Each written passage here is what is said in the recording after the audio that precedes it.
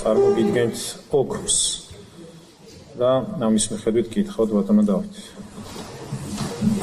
გამოსაკუთრებით პირის ზვიაცეცხლაძე დაუკიდეში.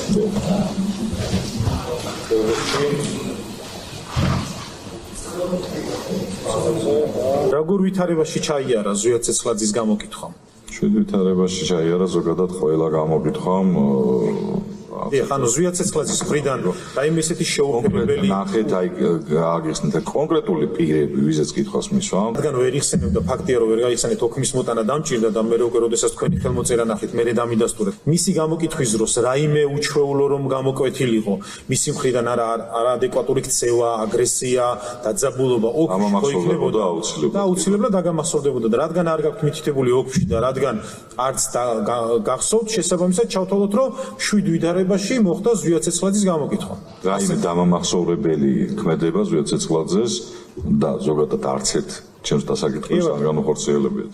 ვიდეოში ირაკლი მემინაშვილის სახე ნათლად ჩანს. სანამ ამ ვიდეოს დაათვალიერებდი, თქვენ რა ინფორმაცია გქონდათ ირაკლი მემინაშვილის ფიზიკურ მონაცემებზე?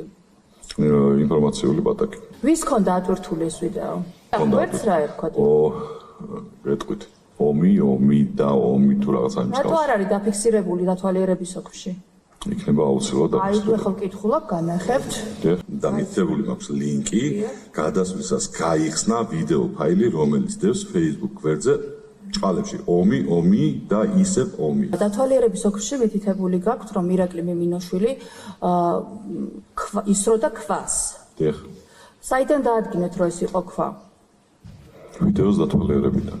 ანუ თქვენ რა იცით რომ იყო ქვა, თქვენ ნახეთ რომ თვალსაჩინოდ ჩანს ძალიან ისეთი მკაფიო კადრი იყო, ახლო კადრი, საიდანაც ქვას გავდა. არა ქვა იყო.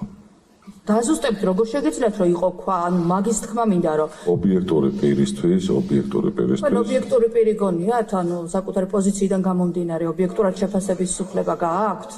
მოწმე ვარ და მე ობიექტურად და ყოველთვის ვაწარმოებ, ნახეთ ობიექტური პირი ვარ, ვინაიდან მე გამოძიებას ვაწარმოებ ობიექტურად და ობიექტური პირი ვარ მეც და გეუბნებით რომ არ იყო ქვა, მაშინ როგორ გავიგო?